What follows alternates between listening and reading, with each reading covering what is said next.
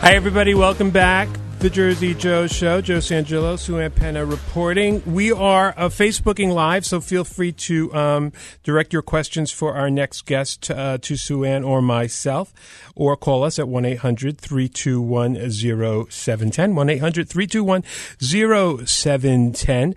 I am pleased to welcome, for the first time to the Jersey Joe Show, Jonathan Viaud, who is the New Jersey Convention of States Project Director, who is here to tell us about what his organization is doing to limit the reach and the power of the federal government. Jonathan, let's jump right in, and you tell us, the last time we had someone here, they told us about, obviously, the mission of the organization. You may want to touch on that very, very summarily, and then tell us about what's happening in New Jersey and whatever else you'd like to share with our listeners. Sure, absolutely. And again, thank you so much for having me. But before we begin, I just want to say, on behalf of Convention of States New Jersey, I'd like to join your sentiments earlier and extend our deepest condolences to the family of Senator John McCain.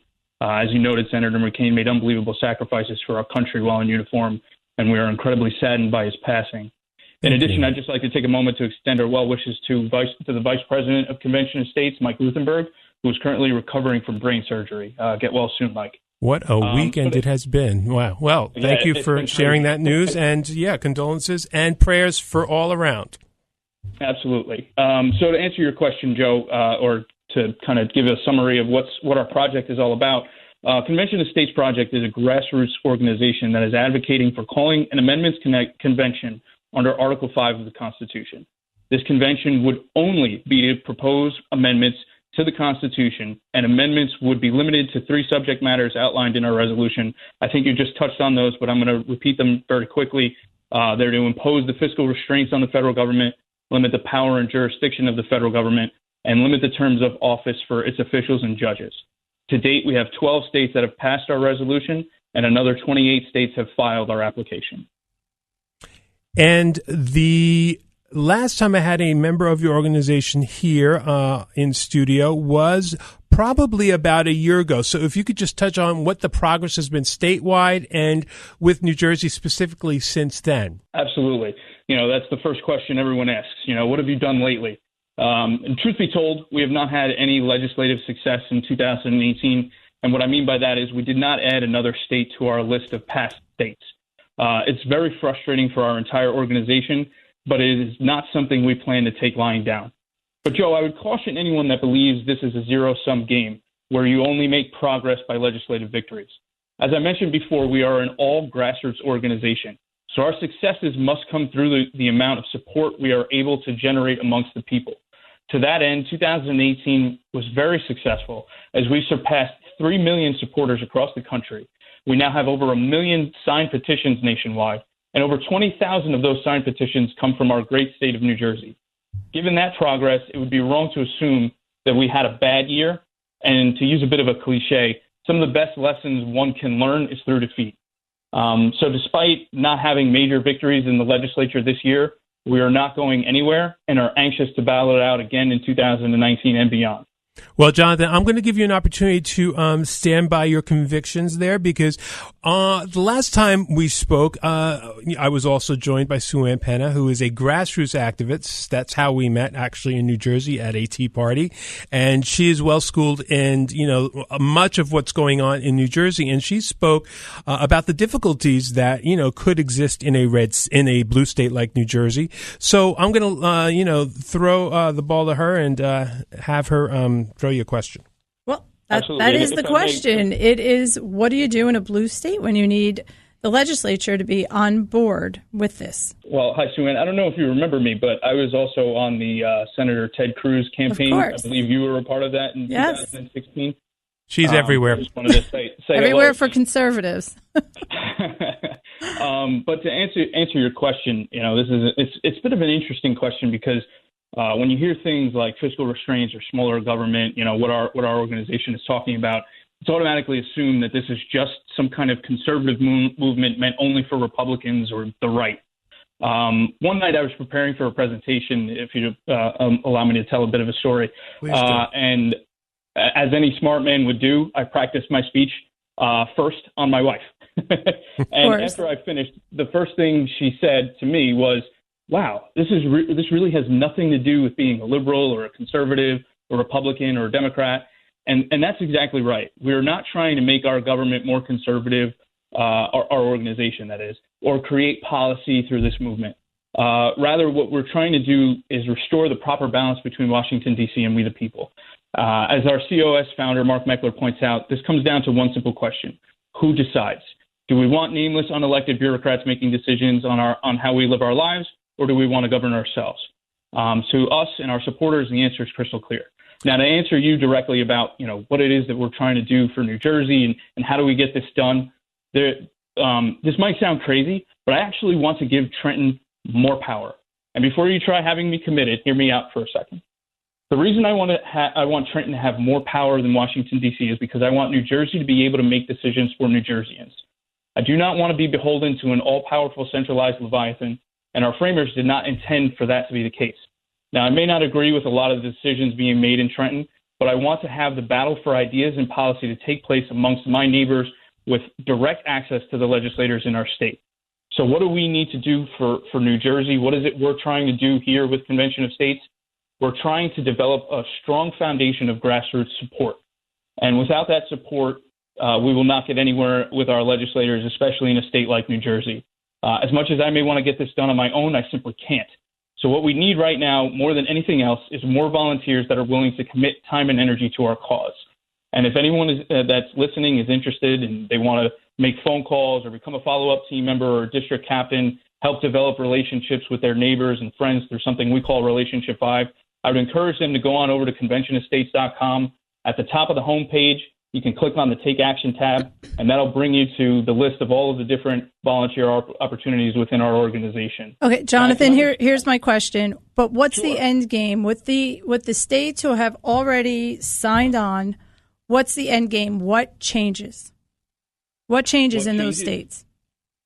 Nothing particularly changes in the states. What we're doing is we're trying to get 34 states to call a convention. And at that convention, we're going to propose amendments to the Constitution. And the problem is with our system of government right now is it's not so much the Constitution necessarily.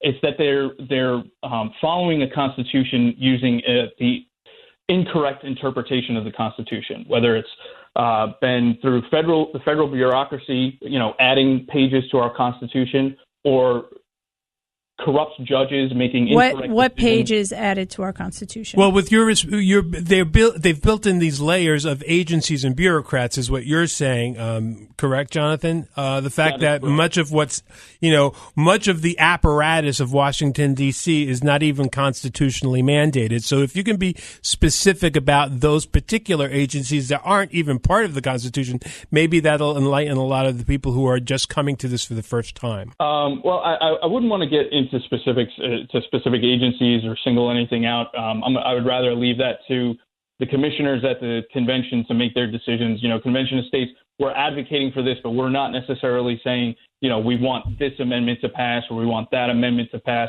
We're going to leave that for the commissioners and delegates at the convention to make the decisions. But what we want to have is we want to have a conversation. We want all of the states to come together and discuss possible amendments to the Constitution. Because what we're trying to do is we're trying to, mend the Constitution through amendments.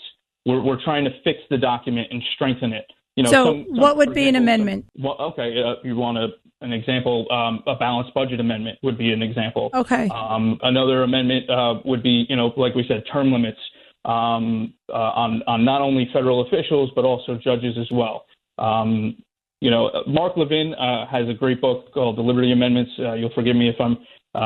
No, and he's been very, very vocal and proponent, and we support Mark Levin. He's a stalwart conservative, and he generally is right on the money on most everything he takes up. And I agree with what in concept, but I think that what Sue-Ann is trying to get to is the fact that a lot of people, just because of their ignorance of facts, just with respect to current government, they want to get into the nuts and bolts of how this actually works, because we can propose term limits and we can propose,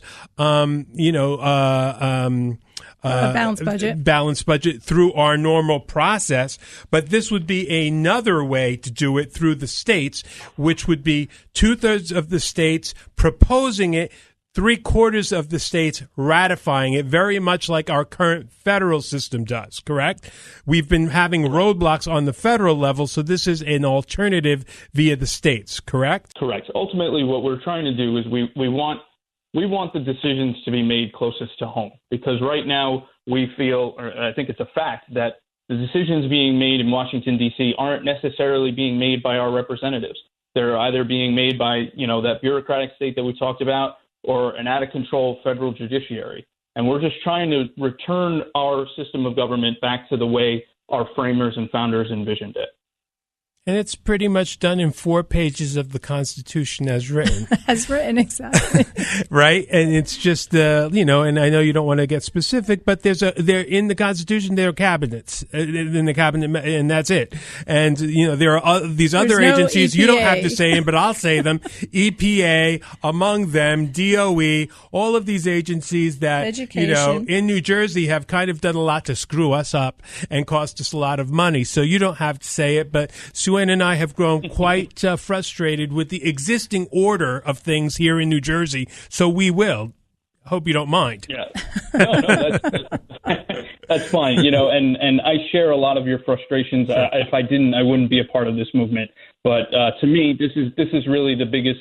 We're an organization that's offering a solution big enough to solve the problems. Again. While I may not want to discuss specific amendments or anything like that, I do share a lot of your frustrations. And if you want to learn more about the process, I do encourage you to read Mark Levin's book, The Liberty Amendments, or Senator Tom Coburn, who's a senior advisor with our organization. He wrote a great book called Smashing the D.C. Monopoly. Or just go on over to conventionestates.com. We have a great resources page full of information. And Sue-Ann, if you'd like to have a private conversation with me, I would love to address some of your concerns and everything like that. I know, we're pressed for time, but I'd be welcome. I'd love to come back and discuss things with you guys again. I hope that I've done a good enough job representing our organization. Again, I would just encourage people, please go on over to conventionestates.com.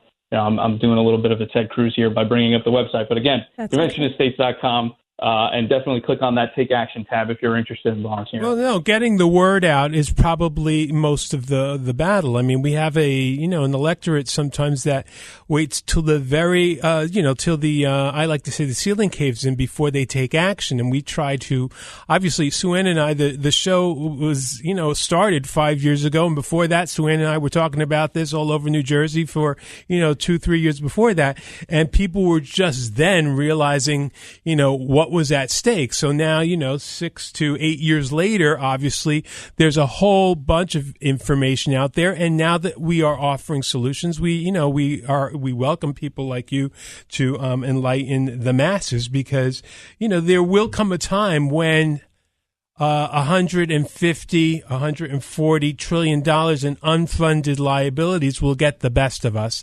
as will a $4 trillion or $3 trillion to $4 trillion deficit will do us in. I mean, it's, we can't go on like this. Right.